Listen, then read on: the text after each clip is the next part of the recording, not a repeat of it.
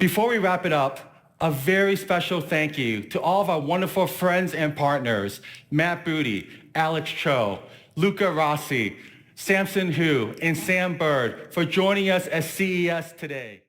In recent years, one of the most exciting developments in consumer technology has been the evolution of PC gaming handhelds. This rapidly expanding category has gained significant traction, fueled by innovations from companies like Valve, Lenovo, Asus, GPD, and others. These advancements have been inspired by the monumental success of the Nintendo Switch, which proved that hybrid gaming devices could successfully bridge the gap between console and portable gaming. As we enter 2025, the landscape of PC gaming handhelds has grown more diverse and competitive, offering gamers an array of options tailored to different needs and preferences. The recent announcements at CES 2025, especially Valve's move to make SteamOS device agnostic and Lenovo's introduction of the Legion Go S, signal a pivotal moment for this industry. These innovations are not only reshaping hardware, but also pushing giants like Microsoft to adapt and innovate within these evolving spaces. This shift carries major implications. By freeing SteamOS from hardware exclusivity,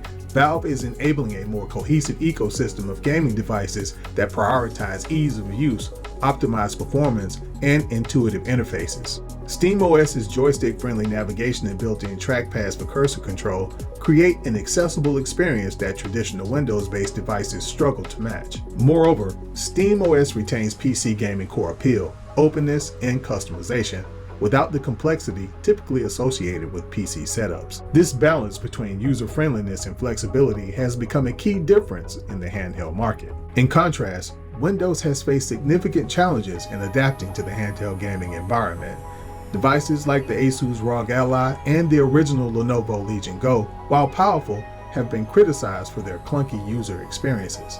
Windows, inherently designed for desktop and laptop use, lacks native support for handheld-specific features like joystick navigation and simplified interfaces. This results in a steeper learning curve, requiring users to have a solid understanding of PC gaming configurations to fully utilize these devices. Navigating through a desktop UI with a thumbstick or touch controls is far from intuitive, highlighting the gap between Windows capabilities and the demands of handheld gaming. Facing mounting pressure from the success of SteamOS and its growing adoption, Microsoft is reevaluating its strategy in the handheld gaming market. At a CES panel discussion alongside Valve and Lenovo, Jason Ronald, Xbox's VP of Next Gen, acknowledged the challenges Windows faces on handheld devices and outlined Microsoft's ambitions to merge the best aspects of Xbox and Windows. Ronald emphasizes that Microsoft has spent 2 decades refining a world-class gaming operating system with the Xbox, but that experience has remained locked to the console hardware.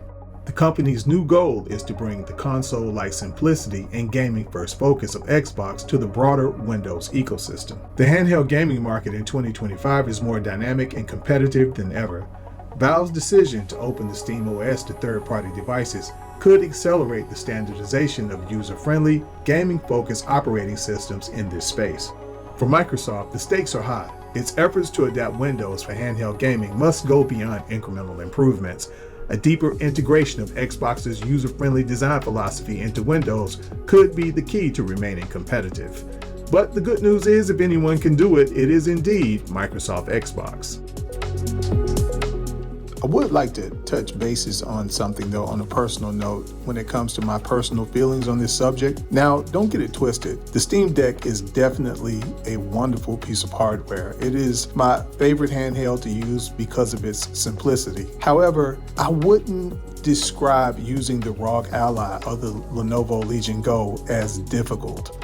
And I hear a lot of people on podcasts describing it as difficult. It's not difficult at all. If you understand the simple operations of a PC, then these handhelds would be slightly more inconvenient than playing games on a Steam Deck. That's it. And the reason I'm saying this is because I don't want anyone who has thought about getting one of these handhelds not to get it because they've been hearing all these people talk about how difficult it is to use. It isn't. If you receive one, if you purchase one, when it arrives, if you think of it the same way you think of your desktop, it is not. It's just smaller. And what I would suggest is getting a Bluetooth keyboard I would suggest getting maybe a mini monitor. So if you do need to use it as a PC, like I have a mini monitor. I actually have two monitors. I have a small, very small monitor that's, I don't know exactly how many inches it is. And then I have a regular monitor that was left over from an old PC setup. So anytime I want to, I can just hook up the ROG or the Lenovo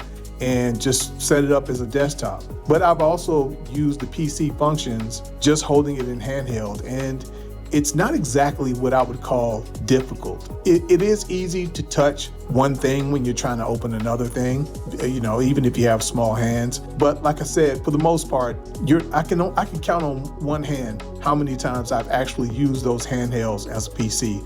Once you go into the gaming interfaces, you're in there. Once you go into Steam, you're in Steam.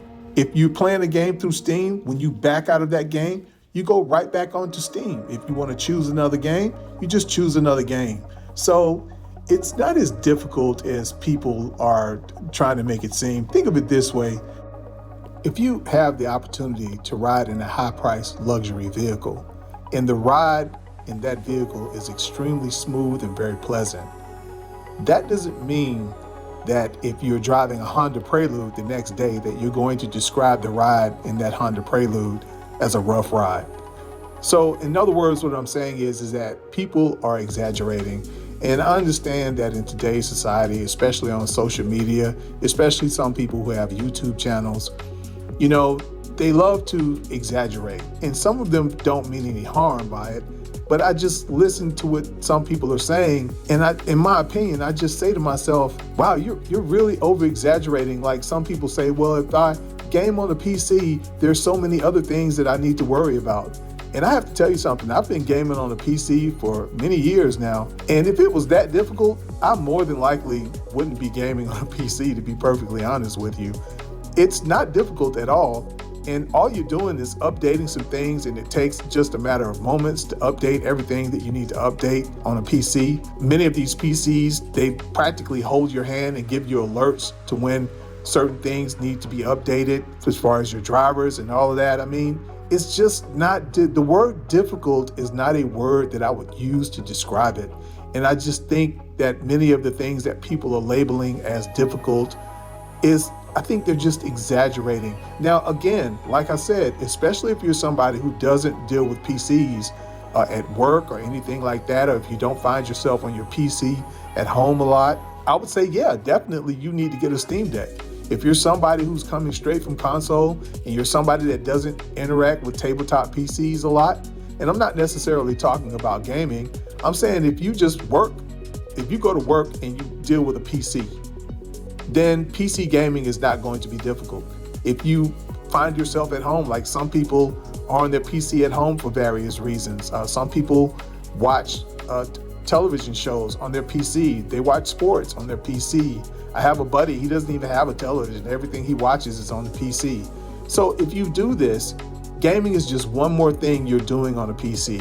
And all this over-exaggeration about, how difficult it is. And if anything, it's more simple because it allows you the opportunity to cater these games to how you want to play, how many frames you want, what kind of performance do you want. But to be perfectly honest with you, most games, I just play them. I rarely ever go into a game to mess with the settings. Every now and then I will, but for the most part, I don't. Now I play Starfield a lot. So I have gone in and played around with some of the functions and different settings in Starfield, and there's a few other games where I've done that, but for the most part, I just crank the game up and play. And I hear a lot of people saying, yeah, I just want a console because I just want to crank the game up and play. To be honest with you, that's the same thing on the Steam Deck. Most of the games I play on the Steam Deck, I just crank them up and play, especially when I first got it. But now out of curiosity, sometimes I go into the settings because you can adjust settings on the Steam Deck. You can also adjust some of the internal settings in the games. But it's the same thing with the ROG and the Lenovo Legion Go. I just, for the most part, just crank the games up. I click them, start, and then I just play.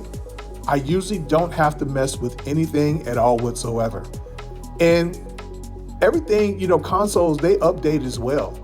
it's just very seamless. And it looks like, that's what we're going to now, where it's going to be very seamless and you're going to do it without even thinking about it. But it's not like being on a console guarantees that you won't have any trouble. I mean, I've had troubles with consoles before. I've had to unplug consoles, and you know how you unplug an electronic device, you sit there for about 20 seconds and you plug it back up. I've had to do that to straighten out issues. I've even had to go back to the manufacturer setting and basically turn the console into a brand new console just to straighten out whatever issue that I was having. So it's not like it's 100% trouble free. It's not, nothing is. But anyway, guys, I just wanted to give you my personal opinion on this. I'm going to go ahead and leave the video right there. If you like the video, please give it a like. And if you get some time, also share it as well. And if you're not subscribed to the channel, please go ahead and take care of that and get subscribed. And until next time, guys, stay safe.